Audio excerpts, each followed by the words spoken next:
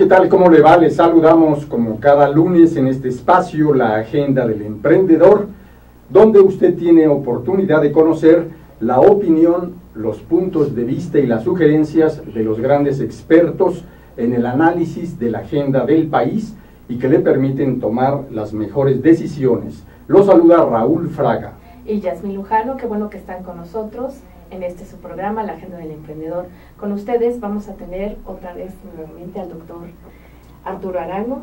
Y pues bueno, a ver si nos puedes dar un breve resumen de tu gran trayectoria. Sí, primero no soy doctor, me gustaría, pero sí, no soy doctor. Todo un especialista en asuntos de seguridad. Soy un simple campesino que se ha dedicado a estudiar estas cuestiones de seguridad. De hecho, actualmente, entre mis últimas actividades están haber participado con Naciones Unidas en la elaboración de la base de datos de Guatemala y colaboro también con la Universidad Jaume I en Castellón, España, en donde formo parte del comité técnico de la Cátedra de Prevención y Predicción del Delito y el Incivismo, y me acaban de dar un nombramiento honorario por parte de la Unión de Jefes de Policía de España para que yo los represente ante países latinoamericanos, de Guatemala hacia abajo, por parte de UNIGEPOL. No, pues excelente, además, muy merecido este reconocimiento al talante, experiencia y aportación profesional que te caracteriza, Arturo Arango, y que mucho agradecemos por eso, que estés nuevamente con nosotros en este espacio. Muchas gracias a ustedes y a su auditorio. Estamos aquí creando una hora. Pues nuevamente se encienden los focos de atención especial en el tablero que marca cuáles son los espacios críticos de la agenda mexicana, y nuevamente el norte de la República pareciera estar reactivándose en estos espacios de los santuarios de los grupos delictivos, de los grupos criminales. ¿Cuál es el retrato de cuerpo completo que nos harías, Arturo? Fíjate que yo no estaría muy seguro de decir la palabra reactivación. Eso es. A mí me parece que la violencia ha estado ahí, pero que sin embargo muchas veces la política de no información, el retiro mediático de los universos periodísticos del norte del país, hacen que esta no se manifieste en toda su intensidad. Tendría que haber visto con el proceso electoral reciente que termina el 7 de junio y que pudiera haberse dado una especie de armisticio. De armisticio, mira, quién sabe, la verdad es que... O fue una pausa periodística y nada más fue como un silencio, precisamente para que no viéramos que realmente la violencia no se ha combatido y sigue igual. ¿Qué pasó antes o en el Inter? Por ejemplo, dos eventos muy básicos. El ataque a los helicópteros de los Estados Unidos en la frontera con Reynosa, justamente. Sí, señor. En la frontera con Reynosa, que ha motivado a que el gobernador de ese estado haya firmado una iniciativa sin precedentes, en donde se están moviendo los helicópteros hacia la frontera con México y Estados Unidos. Es decir, vamos a tener vigilancia artillada por parte de ellos. Se acaban de asignar $800 millones para 3 años siguientes y van a contratar a 300 personas más, quizás haciéndole el caldo gordo a nuestro amigo Donald Trump, ¿no? Que habría que decir, ya reculó el señor. Por ahí vi algunas cosas muy curiosas. Donde resulta de que después de haberse referido de manera más que despectiva al estilo de ser de los mexicanos y de calificar con los epítetos más cargados el perfil de los mexicanos, violadores, traficantes de droga, ladrones, secuestradores, ahora, luego de una presión de medios de comunicación y de descalificación de algunas autoridades mexicanas, el señor Trump dice ni más ni menos que reconoce la valía alta de los mexicanos y su muy importante aportación al desarrollo de la economía estadounidense. Y claro que tendría que ser así, porque no olvidemos que, bien o mal, son los grupos mexicanos los que están surtiendo de droga a los Estados Unidos, y bien o mal, moral aparte, representan un enorme ingreso para la economía, no solo de aquel país, sino nuestra economía y hacia abajo, ¿no? Muy bien, pero dejando ahorita de lado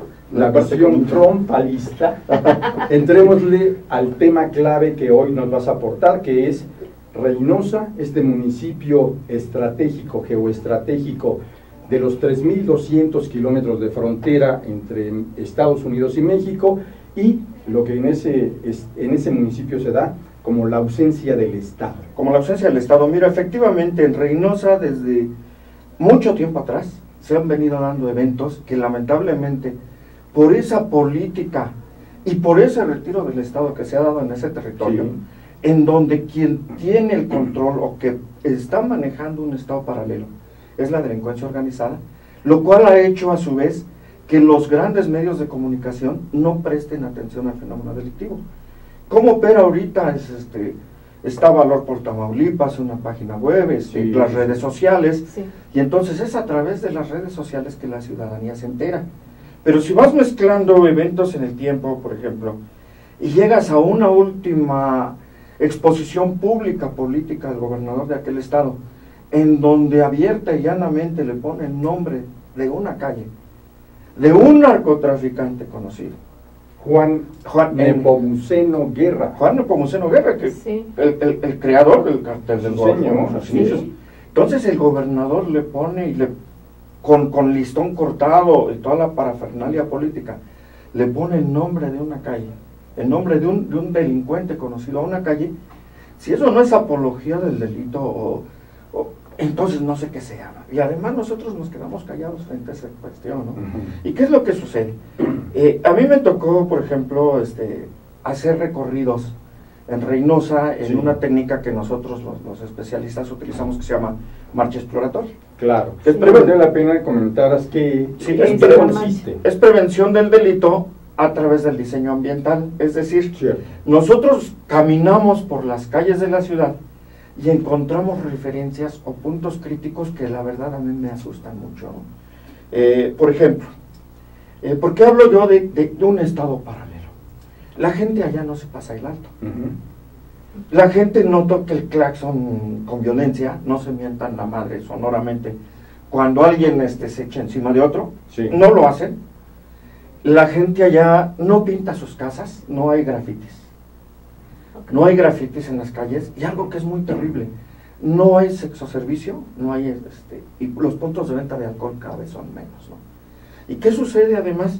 Que es ahora la delincuencia organizada, claramente definida, porque tú ves las camionetas con colores, con personas armadas, sí. y que la gran mayoría de las veces dicen CDG abiertamente, o Z, dependiendo de la zona. CDG es Cártel del Golfo, y Z pues es la misma, ¿no? Entonces tú ves que ellos son los que están resolviendo diferencias. ¿Y por qué hablo del sexoservicio y de los puntos de venta de alcohol? Normalmente cuando, y dada mi experiencia, claro, sí, cuando una sociedad está en relativa calma y tranquilidad social, es común que los puntos de venta de alcohol, es decir, los antros, los negocios de venta de alcohol, el sexoservicio, los table y demás, florezcan con más o menos alegría. Sí. ¿Por qué? Porque la delincuencia organizada, dada las características de nuestra idiosincrasia como mexicanos, en donde primero incidan y en donde primero pegan, es en los puntos de venta de sexoservicio, puntos de venta de alcohol o en los antros. Y te pongo ejemplos muy concretos, Barrio Antiguo, en la ciudad de Monterrey, pegado a Santa Lucía, que era un emporio de antros y una belleza pues de alegría, todas las muchachas, muchachos iban, empezó a generarse como punto de venta de droga. ¿Y qué pasó con el tiempo? Ahorita Barrio Antiguo no es ni las cenizas de lo que era hace unos 5 años, 6 años, ¿no? Que ya en un momento más podremos abordar esta reactivación, al menos en el seguimiento periodístico, de los hechos delictivos de alto impacto que están dándose en San Pedro Garza García y en Monterrey. En la zona metropolitana. Exactamente. ¿No? Entonces, tú cuando encuentras esa situación, y te das cuenta de que anteriormente, los viernes, los fines de semana, entraban, pero parecía que nos echaban agua así con cubeta grande, sí, porque entraban los jóvenes de los Estados Unidos, los jóvenes americanos, sí, a divertirse a la zona Reynosa. ¿Y qué sucede ahora? Ahora resulta que a las 5 de la tarde, 6 de la tarde, lo que tú ves es el fenómeno contrario. Salen los jóvenes de Reynosa a divertirse en el lado americano, en McAllen, ¿no? ¿Por qué? Por justamente toda esta presión del narcotráfico sobre esos puntos en particular. y ahí hay toque de queda literal, a las 5 de la tarde, tú no puedes salir de tu casa ya, o procuras no estar en la calle en el momento en que empieza a atardecer. ¿Cuál es el motivo de que cuando comienza a atardecer te tienes que guardar en tu casa? Mira, inicialmente... ¿Son las balaceras? Bueno, independientemente de las balaceras, los bloqueos y demás, hace un tiempo circulaban los toques de queda literales en las redes sociales. Sí, sí. Y te decía el narco directamente: no salgas de tu casa, no andes con el radio queriéndote hacer pasar por narco, porque te confundimos y te levantamos y te matamos. ¿Cuántos muertos tenemos? No lo sabemos. El camino de migrantes, estaba yo revisando en la mañana algunas notas, acaba de salir un estudio que anda por ahí en redes sociales sobre el problema y fenómeno de migrantes, que es un poco también de lo que quiero hablar. Entonces viene de Guatemala, sube por Tabasco, atraviesa Veracruz y llega justamente a la frontera con Estados Unidos, sobre la parte del Golfo, ¿no? Es cierto que el Colegio de la Frontera Norte es la institución académica que viene realizando de manera sistemática y con rigor metodológico todo el seguimiento crítico sobre el fenómeno de la migración indocumentada a lo largo de la frontera mexicana. Recordemos, este Centro de Estudios de la Frontera Norte fue fundado por Jorge Agustín Bustamante Fernández en copatrocinio con el Colegio de México. Con el Colegio de México, pero justamente ellos ahora lo ponen como el riesgo más grave que puede sufrir un migrante al atravesar o querer atravesar hacia la frontera con Estados Unidos. Entonces, ¿qué tenemos? Una de las cosas que hacen que un Estado sea, por decirlo, boyante, que tenga futuro, es primero, el Estado de Derecho, es decir, cómo se solucionan los conflictos. Ahí es donde yo me doy cuenta, por ejemplo, al hacer esa marcha exploratoria, que justamente tú llegas y encuentras una ciudad limpia. Y me llamó mucho la atención el fenómeno. Yo dije, bueno, ¿por qué aquí no hay graffiti?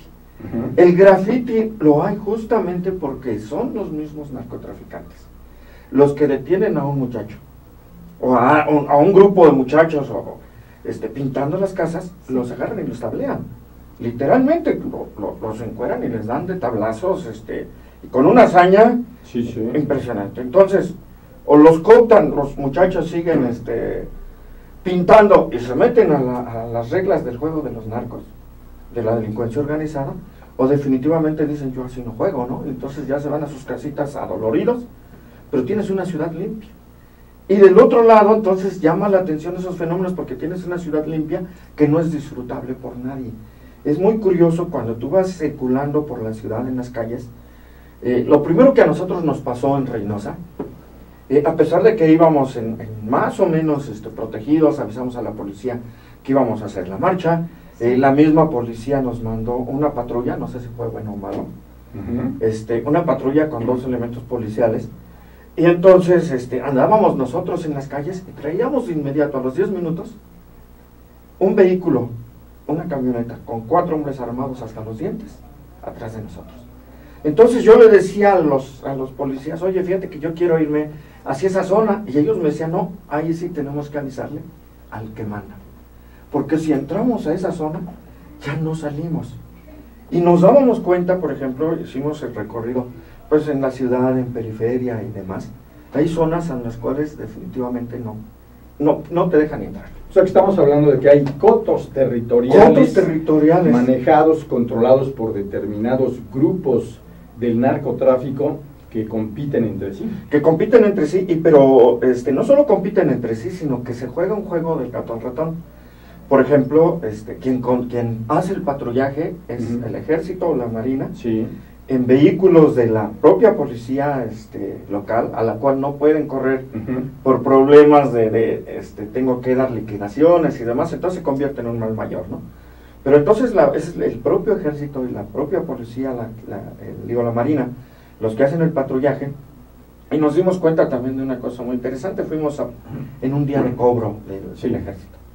Entonces iban 2 camiones del ejército y se iban atrás 2 camionetas de elementos armados. Y nosotros los vimos, porque nos digo, íbamos en la caravana, iban los camiones del ejército, 2 camionetas de hombres armados, y el policía nos decía, mira, fíjate ahorita cómo va a ser, el camión del ejército se va a dar vuelta hacia acá, Estos se siguen derecho, pero en la cuadra siguiente se incorporan otros 2 más atrás de los camiones del ejército. Dice, ahorita van a cobrar, van por el dinero de la nómina. Pero entonces se están cuidando unos a otros y es muy curioso, ¿no? La verdad es que te da... llega un momento en que te da pavor. Yo bajé en algún momento, teníamos que hacer una operación cerca del Palacio de Gobierno, a 2 cuadras del Palacio, en un edificio con sótano. Nosotros nos paramos en la puerta y había 3 camionetas de hombres armados en el edificio, que no eran obviamente, no tenían así como cara de buenos amigos. De buenos amigos. Entonces cuando nosotros nos bajamos, yo le hago notar al policía que había ahí esos grupos de personas, y me dice, no te preocupes, aquí es donde vienen, y le ponen las protecciones a los cristales, y aquí los lavan y demás. Y si vienen unos, si vienen otros, y aquí, pues ahí están. Oye, si saben que ahí están, ¿por qué no los detienen? Dice, no hay respuesta. Hace 2 semanas, con bombo y platillo, el ejército decía que había quitado cámaras que pertenecían al narco. ¿Qué sucedió ahí? Mira, eso forma parte de el control territorial que tienen los Zetas y en la lucha que están contra el cártel del Golfo.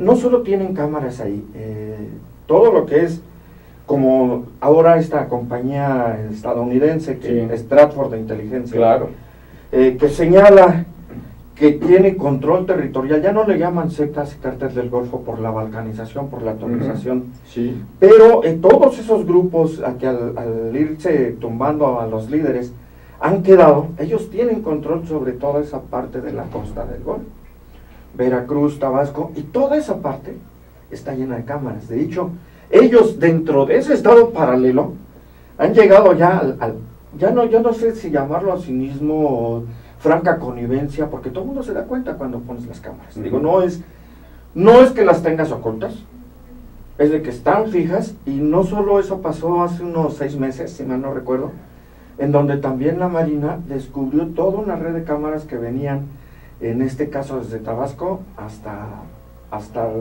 la frontera con Tamaulipas. Incluso el periódico El País ha hecho una muy interesante investigación sobre este punto que estamos refiriendo, y que le puso como título El ojo que todo lo ve, el narcotráfico y su capacidad de estar presente en el monitoreo permanente para saber quiénes llegan, a qué llegan, qué placas de vehículos traen, y darle un verdadero rastreo en aras de la protección de los territorios que controla. Y bueno, ¿qué pasa con el gobernador? ¿Ahí él qué papel juega o ya? Pues el gobernador ya no juega. O juega a inaugurar calles con nombres de narcotraficantes, ¿no? Bueno, habría que decir aquí, interrumpiendo, que el gobernador, recuérdese, llegó cuando su hermano, que era candidato del PRI, es asesinado en plena campaña. En plena campaña. Entonces, a partir de ahí, pues él queda muy acotado, no tiene absolutamente ninguna fuerza, y no tiene ninguna fuerza que no vayamos solo a las cámaras.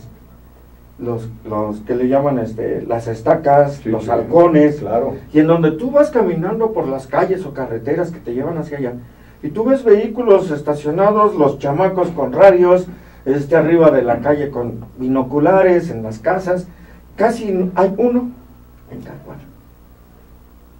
Entonces ellos tienen perfecto control, saben quién va, saben quién entró a determinado territorio, y muchas veces ya saben exactamente quién es el que se está moviendo en sus terrenos.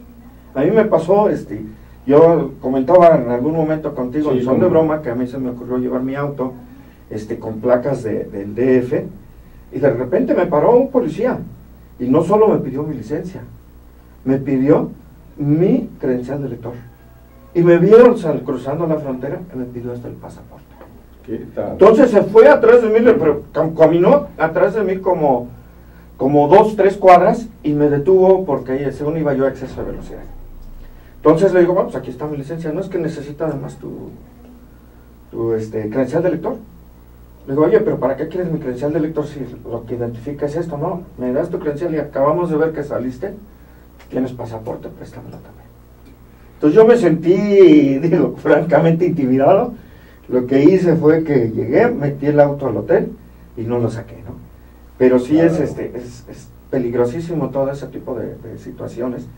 Que además estoy platicando algo anecdótico, pero de los estudios que se hicieron, pues mostramos que el nivel de peligrosidad en Reynosa era mucho más terrible incluso que en Ciudad Juárez, que tenía Excelente. tanto bombo y platillo con la violencia, ¿no? Así es. Y que decíamos, bueno, aquí hay violencia, pero esa violencia no se nota. ¿Por qué? Porque los medios de comunicación están completamente amenazados de que puedes publicar algo, pero tiene que ser lo que la gente te deje publicar. Excelente, hasta por ahí estamos teniendo ya un panorama, retrato de cuerpo completo para armar un verdadero crucigrama crítico. Le vamos a invitar a que después de la pausa siga conociendo en detalle qué arrojan estos estudios a lo largo de la frontera, cómo se ve el caso de Reynosa y además cuáles son los escenarios críticos que se presentan en nuestro país, no nada más en la frontera norte. Siga con nosotros después de la pausa. Regresamos.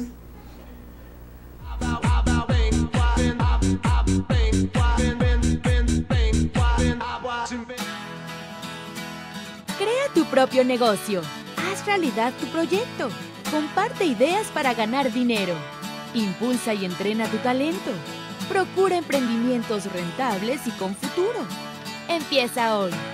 Dayman, la receta del éxito.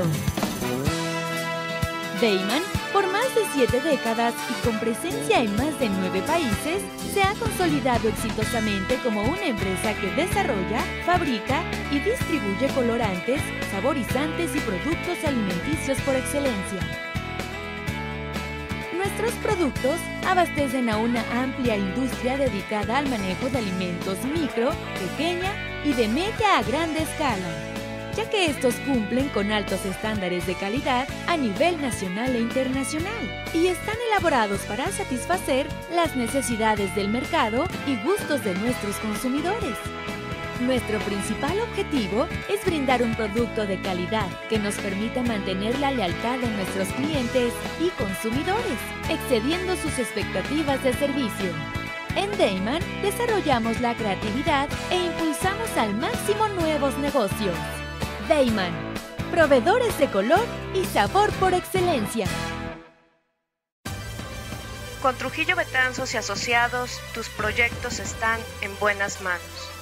Trujillo Betanzos y Asociados te ofrece servicios de fe pública en materia mercantil, asesoría legal, contable, fiscal y de negocios, litigio civil y mercantil, evaluación y asesoría financiera y área académica.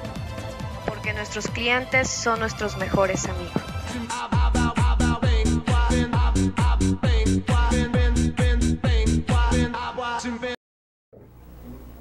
Gracias por continuar con nosotros y seguimos aquí en su programa La Agenda del Emprendedor.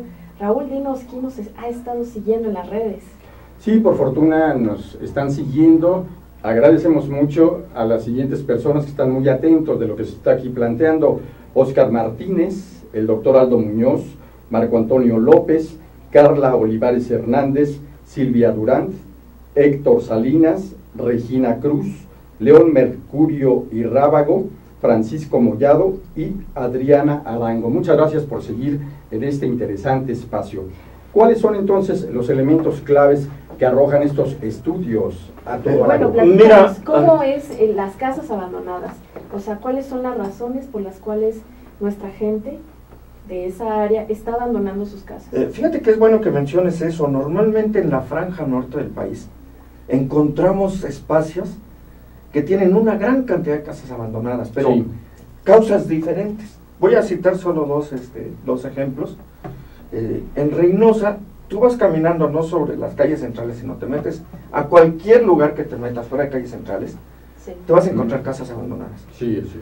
Sin graffiti, pero con grandes marcas y rastros de disparos de armas de fuego sobre las paredes. Y de armas de alto calibre, en donde se ve o se percibe que hubo un enfrentamiento o hubo algo, y entonces la gente se va. De hecho, es tan fácil que tú pases la frontera a McAllen con tu pasaporte, obviamente, y sin pasaporte también, digo, para que nos Claro. hacemos, ¿no? Y del otro lado, lo primero que te encuentras es una gran oferta para migrantes mexicanos que les ofrecen casas así a bajo costo, por así decirlo, ¿no? Digo, una casa en Estados Unidos es mucho más barata en el largo plazo que una casa en México. Sí, así es. Pero que además hay otra situación. Tú abres cualquier periódico local y te vas a encontrar una gran cantidad de casas de alto valor comercial que están o rentadas y te dicen, bueno, tú ven, llena conmigo el contrato en McAllen y ocupas la casa. Obviamente nadie quiere ocuparla. Son completamente casas abandonadas por acoso y cuestión del narco, que es allá donde llega el estudio un poco, ¿no? ¿Qué es lo que sucede? Nulo control territorial. No hay Estado de Derecho. Y lo que es muy, muy importante, que es lo que hace fundamental para el buen funcionamiento de un Estado, el monopolio de la violencia. Lamentablemente el Estado, cuando no tiene el monopolio de la violencia, no hay vacíos de poder, eso es mentira. Siempre habrá quien lo llene. ¿Quién lo llene? Y en este caso el Estado, al no tener el monopolio de la violencia, digamos, yo por hacer un símil, el Estado actualmente es como los franceses allá en el siglo XIX, ¿no? Sí. Cuando vinieron, que no eran dueños más que del territorio que pisaban. A mí me parece que en este momento las autoridades en Tamaulipas, en gran parte de ya hacia Monterrey, Coahuila, Juárez me parece que ha ido mejorando un poco, Sí. Sonora tiene broncas severas ahorita, sobre todo en la Sí. frontera con Sonorita. Mexicali está ahorita creciendo también impresionante su delincuencia. Entonces esto implica que al no tener control del territorio, al no tener el monopolio de la violencia, al permitir que sean otras autoridades, y fíjate, autoridades paralelas, el término es muy fuerte, porque finalmente le llamo autoridades porque son el que tiene el poder y la autoridad de hacer que se resuelvan los conflictos entre vecinos y territorios. ¿Qué pasa con el comercio, las importaciones y las exportaciones en esa zona? En esa franja se convierte en algo difícil. De hecho, ahora, y dadas las caravanas estilo, sí, bueno, de nuestros primos americanos, ¿no? Cuando empezaron a explorar territorios y que iban en grandes caravanas patrullados por el ejército. Ahora es lo que hace la Policía Federal, el ejército, esperan a que se junten los vehículos y ya me parece que usan la autopista Laredo, Laredo Monterrey, ¿no? Sí. Entonces, ahora los camiones que antes pasaban por McAllen y por todo eso, se van por allá porque además el comercio está completamente decaído, ¿no? ¿Y qué sucede con los comerciantes? La mayoría de ellos tienen que pagar una renta, una extorsión, una alcabala, derecho de piso, protección y demás. Tú encuentras, por ejemplo, restaurantes que de veras están funcionando, quién sabe por qué. Porque tú llegas en sábado, en domingo, a mí me tocó estar, fui con uno de mis hijos a hacer esa marcha, y resulta que éramos los únicos a las 2 de la tarde de un sábado en un restaurante. No había nadie más. Y tú puedes hacer el recorrido, caminar por las calles, y te vas a dar cuenta, la cosa curiosa, todos los jóvenes desde temprana hora caminando hacia la frontera. Y nadie regresando, ¿no? Entonces, las recomendaciones que a mí me hicieron, de hecho el propio taxista me dijo, ¿sabes qué? A las 6 de la tarde, ¿te quieres tomar una cerveza? Cómprala, tómatela en tu hotel, tómatela en tu casa, no andes en la calle exhibiéndote, procura no salir, el centro de la ciudad abandonado, el jardín principal del pueblo, inutilizado también, bien cuidado, ¿no? Por los narcos, me supongo, Sí, sí. Pero abandonado, los cines vacíos. Algo que me llamó mucho la atención también en esta cuestión anecdótica, en no control del territorio, es las caravanas de trailers. Entonces ellos cuando tienen que salir se ponen 3, 4 trailers, 5, y van a velocidades excesivas para un transporte de ese tamaño, y no se paran, atraviéseseles quien se les atraviese. Ellos agarran y salen de la zona de Maquila y demás, y tienen que trasladarse hacia Monterrey etcétera. Entonces agarran y mira, no se paran. Otra cuestión, las corridas de autobuses. No hay línea de autobuses que de las 4 de la tarde en adelante te dé una corrida hacia ningún lugar. Tú tienes que viajar de preferencia entre las 7, 8 de la mañana y las 3, 4 de la tarde tienes que estar ya a tu lugar de destino. ¿Por qué? Porque no hay control. No hay control de nada. Arturo Arango, y te preguntamos sobre lo que este fin de semana acaba de registrarse en la zona metropolitana de la capital neolonesa, Monterrey y San Pedro Garza García, donde, según reportes, hubo 22 asesinatos con violencia.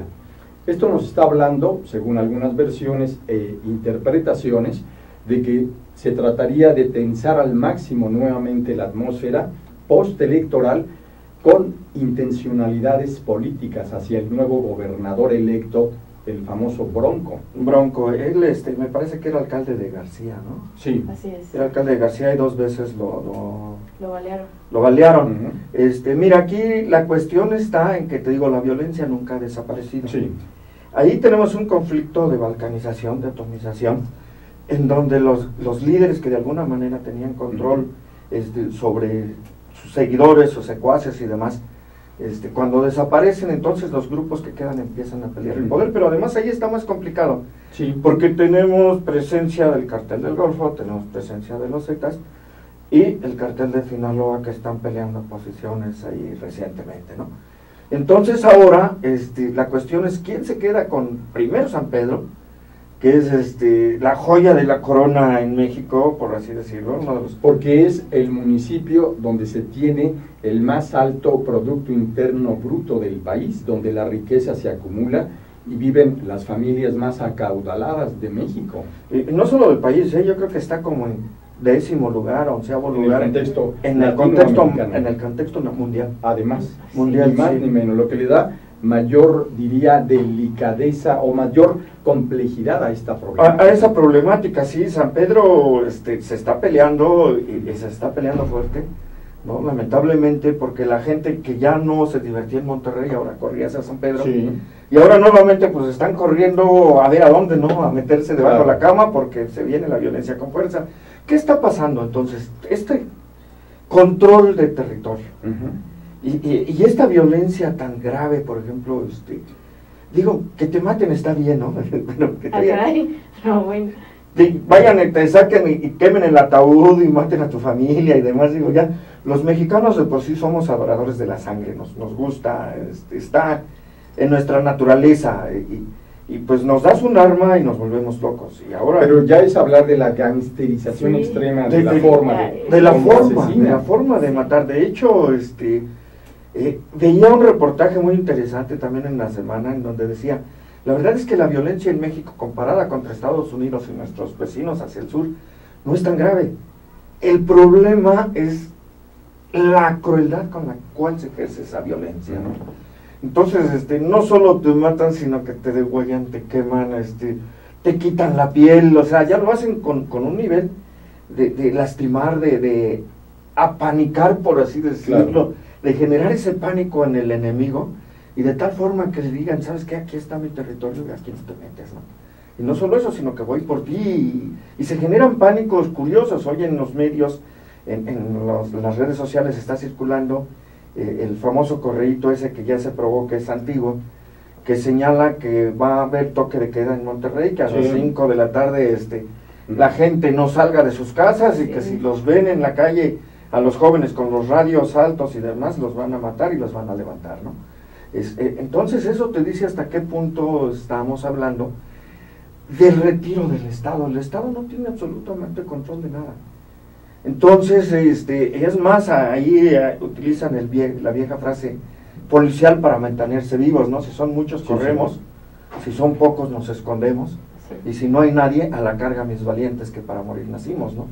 Entonces, pareciese ser, como ellos están vigilando perfectamente, entonces ya saben, viene por acá, yo me voy por allá, ¿no? Y no podemos andar, por ejemplo, con los vehículos policiales en caravanas de 10 vehículos policiales esperando a ver dónde brinca la liebre, ¿no?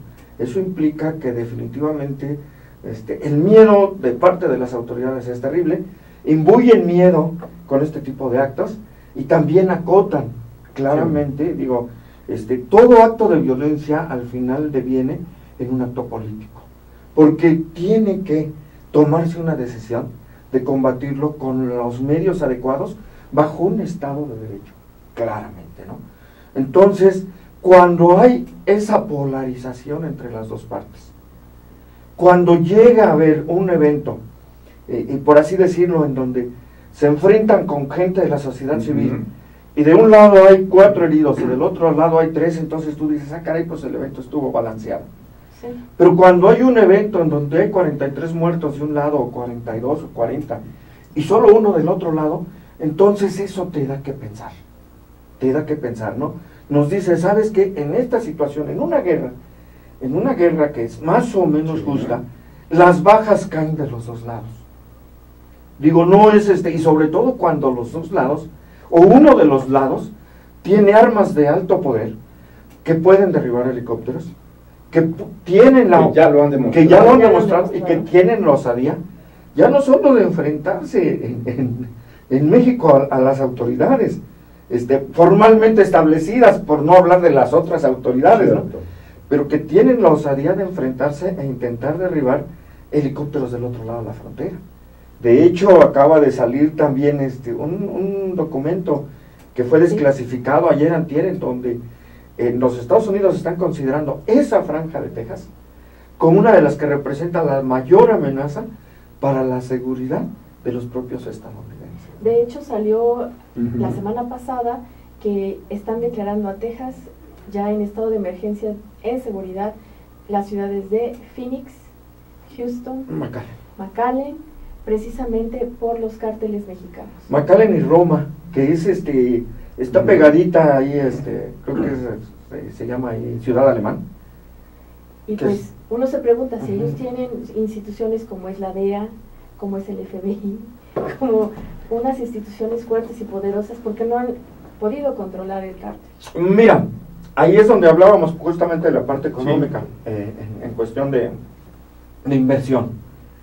Lamentablemente el narcotráfico y la droga en México se ha instituido como el primer empleador del país, bien o mal. Así es. Representa nuestra cuarta fuente de ingreso. Yo diría que la primera, vamos a dejarla en la cuarta. Primera. Petróleo, que vamos a la baja. Sí, Turismo, turismo. Las remesas que mandan nuestros connacionales a sus familiares acá, y los ingresos derivados del narcotráfico. Y entonces en Estados Unidos, dentro de esa esfera geopolítica, les conviene mantener controlado el territorio acá. Y yo decía en un plan cínico, por ahí de broma, en algún momento, que estábamos esperando nosotros para venderles marihuana. Tenemos capacidad y tenemos tierra, todo. Tierra, y además nuestros agricultores son expertos en eso, ¿no? Claro. ¿Qué pasa? Están legalizando la droga en los Estados Unidos. La marihuana fundamentalmente. Sí. Y ahora resulta que tú ya vas en las ciudades como Washington, Carolina del Norte, etcétera, en donde ya te hallas los cigarrillos de marihuana que los está vendiendo la Camel. Perdón por el anuncio, qué cliché, pero pues ahí se ve la cajetilla de cigarros. Entonces, ¿ellos qué les interesa? No es que no quieran controlar, es que están administrando ellos el problema. Es decir, ellos saben perfectamente dónde, quién y cómo están pasando las cosas. ¿Qué les interesa? Que la violencia se quede abajo de sus fronteras y que ellos hagan ahora lo que algún presidente mexicano, no me atrevo a mencionarlo por temor a equivocarme, que decía, a nosotros nos toca lo mejor del narco. Es decir, nos quedamos con el dinero, las ganancias, nuestra gente vive. Y allá del otro lado, pues es lo que los endrogamos y les ponemos cuanta cosa se nos ocurra, ¿no? Ahora resulta que ya no es así, a nosotros ya nos está tocando lo peor del narco, en una política que yo, desde mi perspectiva, siento que no está perfectamente clara y definida, y no me atrevo a pensarlo, somos tan perversos, que las ganancias que hay aquí, por cuestiones del narcotráfico, son tan importantes, que lo que menos nos interesa es controlarla, porque eso tiene un efecto perverso sobre la oferta. Claro, y sobre lo que estás diciendo, te interrumpo brevemente recordando lo que se atribuye, dijo siendo presidente José López Portillo, cuando en una crítica en la relación bilateral tensa con Estados Unidos, se dijo que México es el principal trampolín de las drogas en América Latina hacia Estados Unidos, y el presidente mexicano habría dicho, sí, pero Estados Unidos es la principal alberca. Así es. Cierto. Así es, y siguen ellos siendo la principal alberca, ¿no? Y lamentablemente aquí nosotros tenemos un problema estructural grave, por hablar de heroína, por ejemplo. Sí.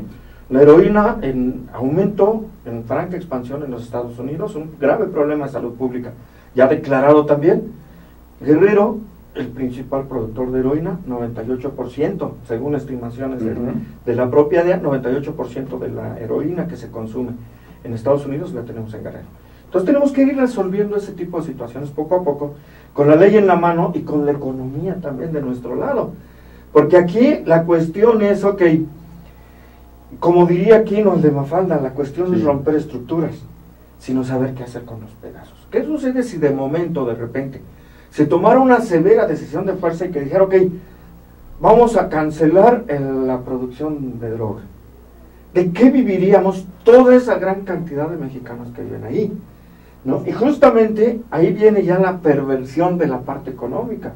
Cuando tú regulas la oferta bajo el mecanismo de fuerza, tienes sobreprecios y tienes ganancias estratosféricas a los grupos que controlan ese tipo de mercancías. Y entonces, ¿qué sucede con eso? Que paradójicamente tú por un lado los estás combatiendo para volverlos más débiles, y por el otro lado generas mayor violencia. ¿Por qué? Porque tienes unas ganancias exorbitantes como nunca debido a esa regulación perversa de la oferta, ¿no? Y entonces ahí es donde nos metemos, bueno, ¿qué hacemos? ¿Y cómo lo podemos hacer? Tenemos que ir jugando con las estructuras, tenemos que ir, sobre todo, con un Estado que no sea predatorio, con un Estado que se preocupe porque el bienestar llegue a más mexicanos, y no un Estado como el nuestro, que es completamente lo contrario. Tenemos broncas en otros lados y aquí nos estrangulan con los impuestos.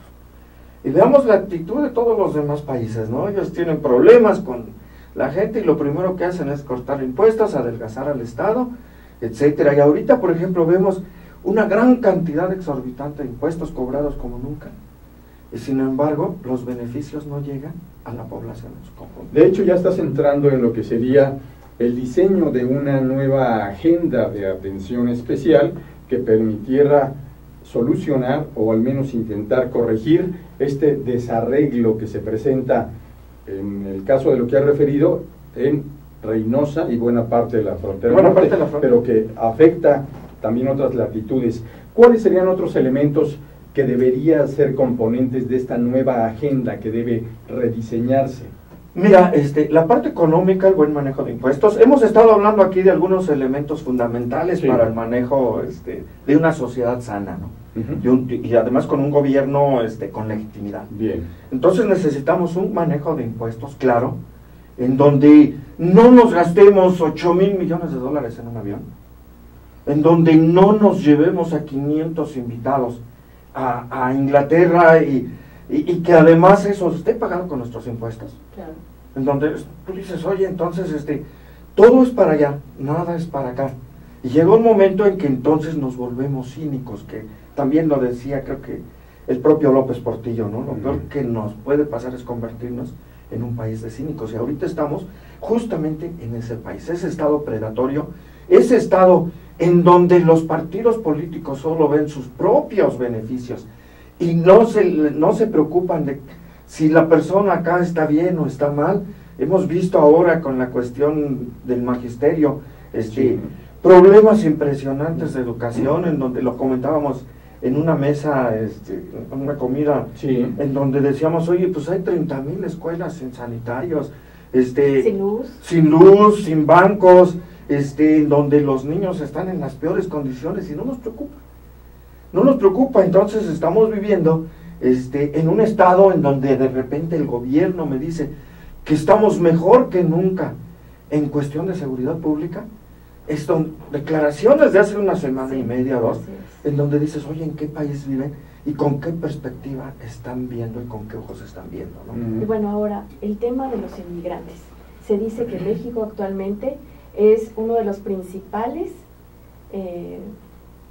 expulsores de mexicanos, y también que estamos matando inmigrantes de otros países y que tenemos aquí casi un laboratorio de órganos. Sí. Fíjate que no solo eso, sino que por ejemplo también en Estados Unidos acaban de sacar un estudio en donde saca que por primera vez en la historia México ha regresado a más migrantes hacia sus países de origen que los Estados Unidos hacia México. Es decir, por eso hablaban de la famosa tasa cero sí, ¿no? En donde dices, hoy tenemos tasa cero, pues está bien. Pues esa es nuestra política de natalidad. Hemos mantenido al país flojito porque tenemos 30 millones de mexicanos en los Estados Unidos y a lo mejor 10 millones de mexicanos desperdigados en Europa, Italia, España, en todos lados, ¿no? Entonces es nuestra política muy sana de natalidad, ¿no? ¿Sabes qué? Pues aquí yo te ahorco, te estrangulo, no te doy buena alimentación, no te doy Y vivimos en un estado cínico y ladrón, lamentablemente. Y cínico y ladrón en todas las latitudes, digo, si tú llegas, por ejemplo, a darte cuenta de que en los espacios y mercados públicos, los tianguis, se venden objetos robados, y que son los mismos policías los que están garantizando la seguridad de los tiangueros, o ellos mismos son los que están metiéndose a competir contra los narcos en las zonas del norte del país. ¿Por qué? Por las ganancias. Digo, aquí la cuestión es bajo una estricta racionalidad económica de un estado predatorio que no ha logrado hacer que las ganancias y garantías de México, que podría ser un estado, no sé, a lo mejor ya no diría como un gobernador de Guerrero como Suiza, pero sí un país árabe que tiene menos petróleo y menos población que nosotros, y que todo el mundo vive en armonía. ¿Y qué nos hace falta, mi querido Raúl? Hablamos de problemas. ¿Qué soluciones? Corrupción. La sola ley que tenemos, la nueva famosa ley anticorrupción, no va a hacer que esto funcione. No va a hacer que esto funcione. Yo estaba proponiendo, en días pasados, y es curioso, en mi Facebook, hice una petición en change.org, pidiendo que se instalara una comisión internacional contra la corrupción, similar a la que tiene Guatemala, sí, que ha funcionado muy bien. Allá ya están queriendo poner al presidente en la cárcel, ya corrieron al vicepresidente. Digo, ante actos severos de corrupción está funcionando. Y aquí ante actos severos de corrupción, pues estamos igual, porque fíjate qué cosa curiosa. En mi Facebook, todo el mundo me dijo, me gusta, qué bueno que estás solicitando esto en change.org. Y lamentablemente, de los cientos de amigos que tengo, han firmado 9, ¿no? Entonces decimos, oye, hágase la voluntad del Señor en la mano de mis compadres. Yo soy corrupto y peleo contra la corrupción, pero si trabajo en un gobierno corrupto, pues entonces me callo porque me estoy beneficiando. Y sobre todo también contra la impunidad. Contra la impunidad. Entonces, ¿qué tenemos? Corrupción e impunidad. Corrupción e impunidad, y la tenemos que acabar con dos cosas. Transparencia y rendición de cuentas. Y con un buen esquema que nos permita realmente, no sé si llegar a los extremos de Singapur, que pasó de ser uno de los estados más corruptos en el mundo a tener los niveles menores de corrupción en este momento, en donde agarraban a alguien y lo mataban. ¿Sabes que tú eres corrupto y pelas, no? Digo, ¿hasta qué nivel estamos y dónde estamos? Yo me acuerdo de una caricatura de un caricaturista que nos dibujaba en una fila india en donde cada quien tenía la mano metida en el bolsillo del otro, ¿no? Y me acuerdo que de nuestros padres que nos decían a mí que no me den, que me pongan donde hay. Y bajo ese esquema convertimos algo que más o menos iba jalando bien hasta la década de los 70s, 80s. Y bajo un esquema de neoliberalismo, convertimos en algo que iba jalando bien, en un país en donde realmente... en un capitalismo salvaje. Salvaje. Sí. En un capitalismo salvaje, ¿no? Entonces estamos bajo un esquema en donde a nadie nos preocupa combatir la corrupción, en donde a nadie nos preocupa combatir la impunidad, y en donde la transparencia y la rendición de cuentas son nulas o casi inexistentes, por así decirlo. Si nosotros realmente tuviéramos esa voluntad política, ¿no? Sí. Ya, de combatirlo, ¿dónde están los miles de millones de dólares que se le achacaban al Chapo Guzmán? Nadie sabe, nadie supo, o se metieron y se escondieron. Unas manitas ahí, 2, 3 pases mágicos pasaron de ser miles de dólares a cientos de dólares, ¿no? No hay absolutamente ningún esquema que opere contra el lavado de dinero en México. Y lamentablemente en México las grandes instituciones bancarias, HSBC, Citibank, Citibank, Bancomer y demás, están teniendo grandes esquemas que permiten el lavado de dinero. Y han tenido multas impresionantes en Estados Unidos. Sí. HSBC acaba de pagar $1.900 millones de multa. Y aquí les decimos a nuestros corruptos, ¿sabes qué?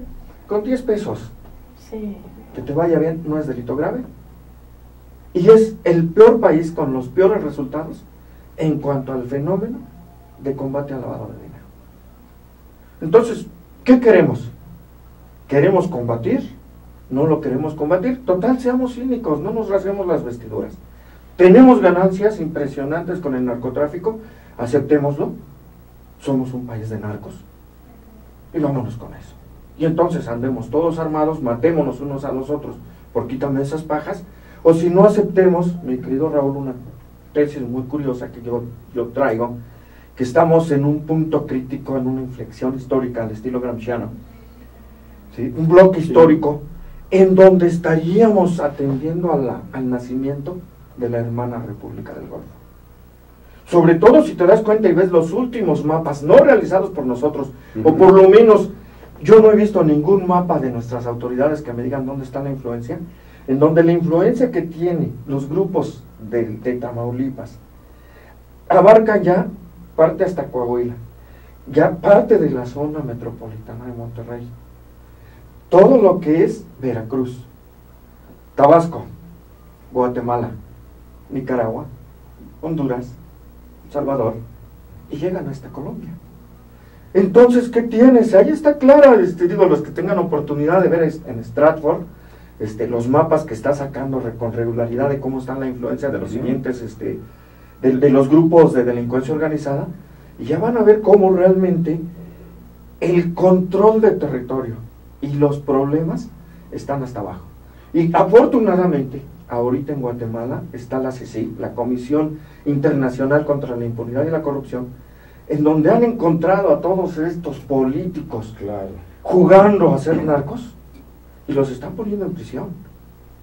Y lamentablemente aquí nosotros no tenemos esos mecanismos que nos permitan resolver diferencias, y tenemos que aceptar que nuestros gobernantes, sátrapas, ladrones, nos digan, ¿sabes qué?